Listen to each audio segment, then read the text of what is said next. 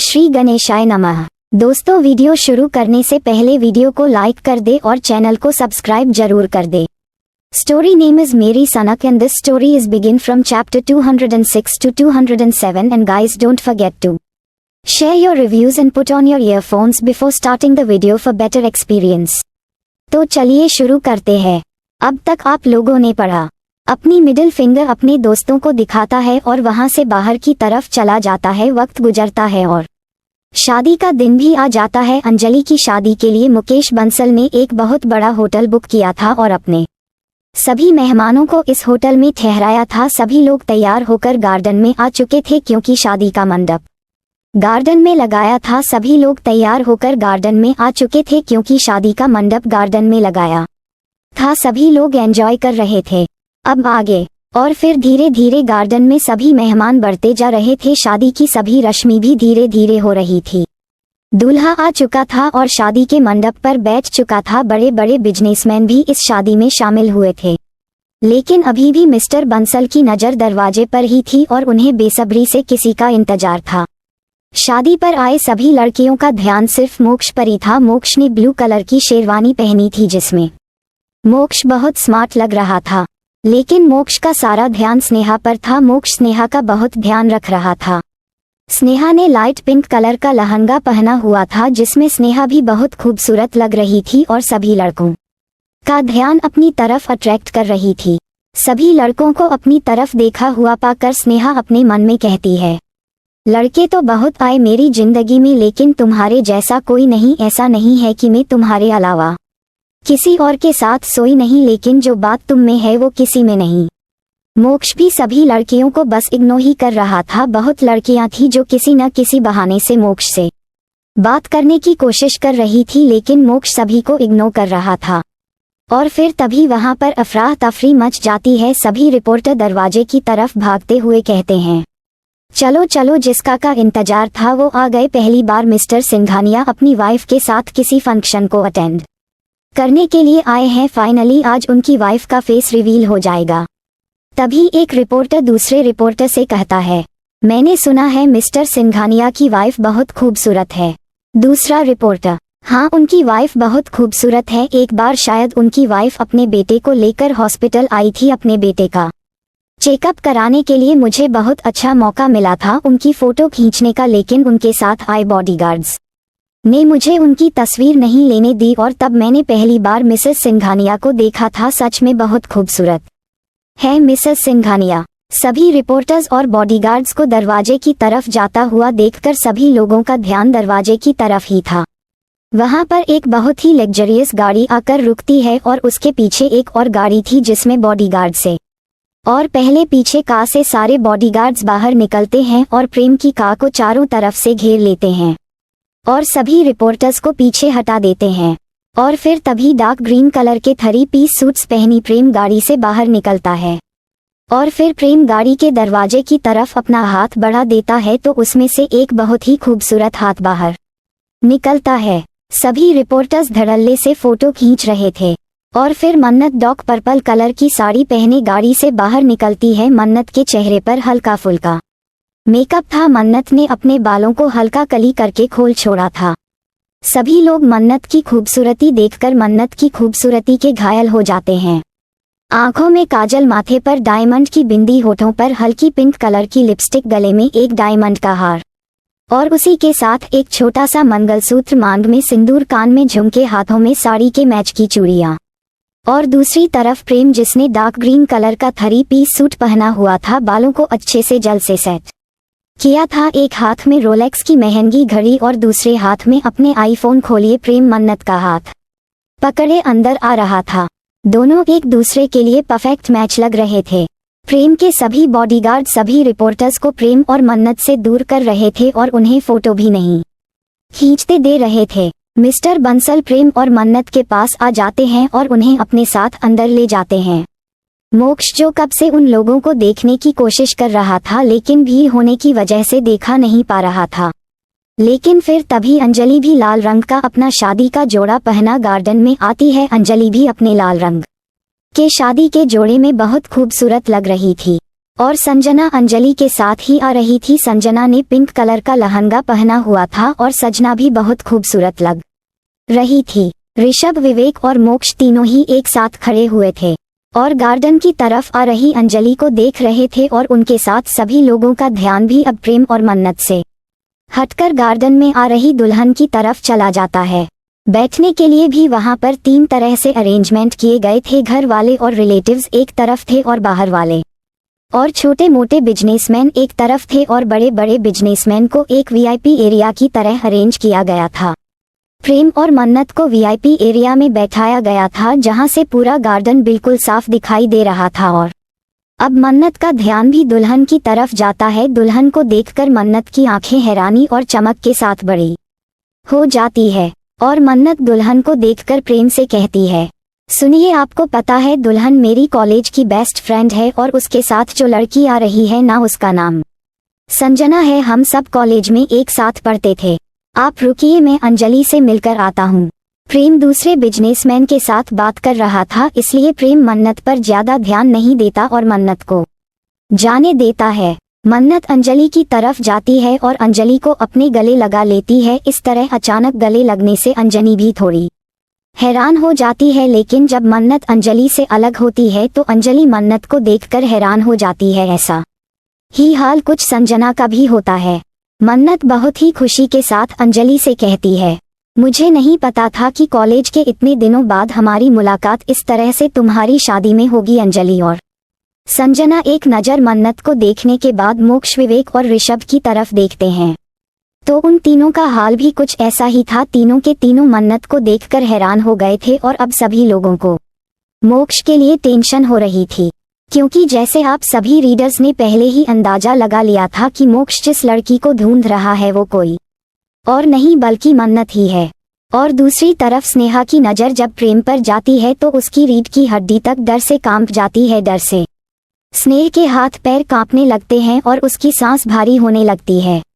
स्नेह प्रेम से छुपाते हुए शादी के फंक्शन से निकलकर होटल के अंदर चली जाती है और अपने रूम में चले जाती है और रूम को अंदर से बंद करके दरवाजे के सहारे अपनी पीठ लगा देती है और धीरे धीरे नीचे बैठ जाती है। स्नेहा की सांस अभी भी भारी हो रही थी। स्नेहा को अपने शरीर पर अजीब से कीड़े महसूस होने लगती है, जिससे स्नेहा पागलों की तरह हटाने लगती है।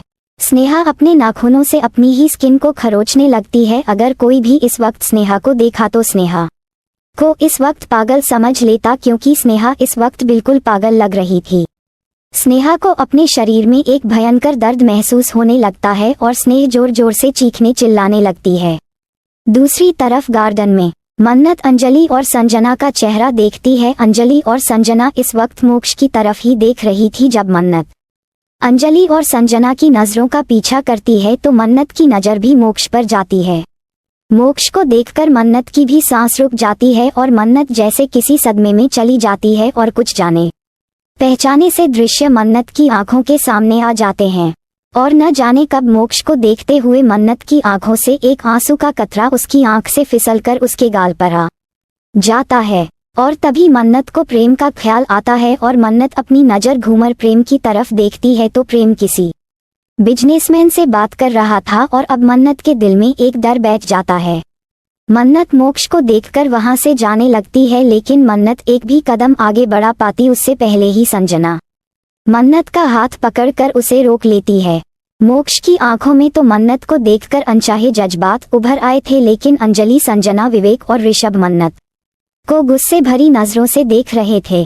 संजना मन्नत के सामने आते हुए गुस्से से मन्नत से कहती है, फिर से हमें बिना बताए जा रही हूँ मन्नत, लेकिन इस बार हम तुम्हें ऐसे नहीं जाने देंगे। इस बार तुम ऐसे नहीं जा सकती, तुम्हें पहले हमारे सवालों के जवाब देने होंगे। मन्नत, विवेक, ऋषभ, मोक्ष और संजना मन्नत को चारों तरफ से घेर लेते हैं। तभी संजना की नज़र मन्नत के गले में पहने मंगलसूत्र पर जाती है और संजना अपने चेहरे पर एक तंज भरी मुस्कान लाते हुए मन्नत के मंगलसूत्र को अपने हाथ में लेकर देखते हुए कहती है, शादी कर ली और अपने दोस्तों को नहीं बुलाया। शादी कॉलेज खत्म होने के बाद तो तुम बिन बताए गायब हो गई थी। कम से कम शादी में ही बुला लेती, इस बहाने हम भी मिल लेते तुम्हारे पति से। और तभी मन्नत को अपने पीछे से एक कड़क आवाज सुनाई देती है, जिसे सुनकर मन्नत की आंखों में भी डर उभर आता है और मन्नत की आंखें डर से बड़ी हो जाती हैं। वाइफी क्या हुआ? प्रेम की आवाज सुनकर सभी लोग पीछे मुड़कर देखते हैं सिवाय मन्नत के। मन्नत पीछे मुड़कर प्रेम को नहीं देख रही थी, लेकिन प्रेम की नज़र बाकी सब लोगों पर थी जो मन्नत को घेर कर खड़े थे। संजना और अंजलि तक का तो ठीक ठाक था, लेकिन मोक्ष, विवेक और ऋषभ को प्रेम गुस्से से घूर रहा था। मन्नत अपने आप को संभालती है और एक गहरी सांस लेकर अपने चेहरे पर नकली मुस्कान सजा प्रेम की तरफ पीछे पलटती है और प्रेम के पास जाकर प्रेम से कहती है, पतिदेव, ये सभी मेरे कॉलेज के फ्रेंड्स हैं, हम सभी कॉलेज में साथ में पढ़ते थे। मन्नत एक एक करके सबकी तरफ इशारा करते हुए कहती है, ये अंजलि, ये संजना, ये विवेक, ये है ऋषभ और ये मोक्ष। मोक्ष का नाम लेते हुए मन्नत की जुबान हल्की सी लड़खड़ा जाती है और फिर मन्नत प्रेम की तरफ देखकर कहती है, and guys, his my husband Prem Singhania. Sanjana और अंजलि अपनी गर्दन हिला देते हैं तो प्रेम भी अपनी गर्दन हिला देता है। विवेक और ऋषभ दोनों प्रेम से हैंडशेक करते हैं। लास्ट में मोक्ष मन्नत की तरफ देखते हुए प्रेम से हैंडशेक करता है। प्रेम अपनी गहरी नजरों से सभी को देख रहा था। प्रेम अपने चेहरे पर मुस्कान लेकर आता है और मन्नत के कंधे पर हाथ रख कर कहता है, वाइफी, अब तुम्हें अपनी फ्रेंड को छोड़ना होगा क्योंकि पंडित जी तुम्हारी फ्रेंड को बुला रहे हैं, तो जाओ, अपनी दोस्त को मंडप पर लेकर जाओ। मन्नत अपनी गर्दन हमें हिला देती है और अंजलि के एक तरफ जाकर खड़े हो जाती है। अब एक तरफ संजना थी और एक तरफ मन्नत, और फिर अंजलि। मन्नत और अंजलि के साथ मंडप पर चली जाती है। प्रेम भी वहां से जाने लगता है, लेकिन तभी विवेक प्रेम को रोकते हुए कहता है, excuse me sir, if I am not wrong, you are the business tycoon, the Prem Singhania.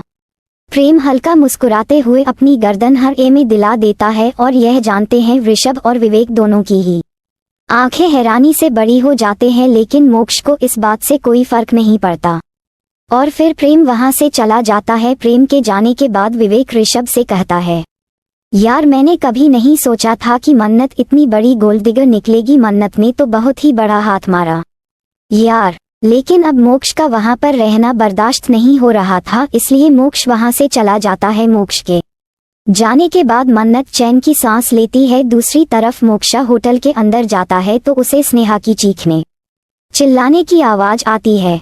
मोक्ष स्नेह के कमरे के पास जाता है तो स्नेहा का दरवाजा बंद था। मोक्ष दरवाजा खोलने की कोशिश करता है, लेकिन दरवाजा नहीं खुल रहा था। मोक्ष जोर जोर से दरवाजा को खटखटाते हुए कहता है, स्नेहा, स्नेहा, बच्चा दरवाजा खोलो, बच्चा दरवाजा खोलो, क्या हुआ बच्चा?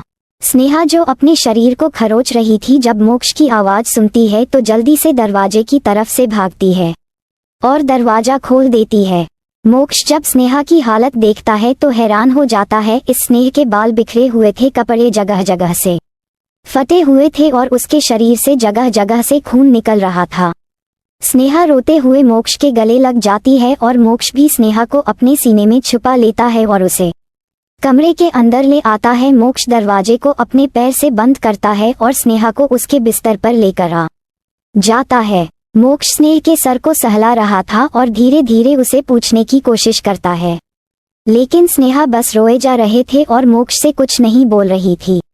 स्नेहा बहुत ज्यादा देरी हुई थी, इसीलिए मोक्ष भी अभी सिर्फ स्नेहा को शांत करने पर ध्यान देता है और उससे कुछ भी नहीं पूछता। इस स्नेह मोक्ष से एकदम चिपक कर बैठी हुई थी, जैसे बंदर का बच्चा अपनी माँ से चिपक जाता है। मोक्ष धीरे धीरे स्नेह के सर को छेल रहा था और उसे शांत करने की कोशिश कर रहा था। थोड़ी देर में स्नेहा एकदम शांत हो जाती है और नींद की आगोश में चली जाती है। मोक्ष स्नेहा को आराम से बिस्तर पर लेट आता है और उसे ब्लैंकेट से कर देता है। मोक्ष स्नेहा का हाथ पकड़कर उसके बराबर में ही बैठा था और धीरे धीरे उसके सर को सहला रहा था और साथ के साथ मोक्ष के मन में ये ख्याल भी आ रहा था कि अचानक से ऐसा क्या हो गया जो स्नेहा को पैनिक अटैक आ गया। स्नेहा तो उसी के साथ शादी को एंजॉय कर रही थी, लेकिन अचानक से ऐसा क्या हुआ कि स्नेहा की ऐसी हालत हो गई। दूसरी तरफ अंजलि की शादी बहुत अच्छे से हो जाती है और मोक्ष इधर स्नेह के साथ स्नेह के कमरे में ही रहता है। मन्नत अपने सर में दर्द का बहाना करके प्रेम के साथ जल्दी से वहां से वापस घर के लिए निकल जाती है। So don't forget to share your review and comment your best part of an story. और अगर आपने अभी तक हमारे चैनल को सब्सक्राइब नहीं किया तो कृपया इसे सब्सक्राइब करें और बेल आइकन पर क्लिक करें ताकि आप हमारी नई कहानी पहले पा सके। And if you like my story so comments your feelings with heart emoji. तो मिलते हैं नेक्स्ट वीडियो, तब तक के लिए राधे राधे।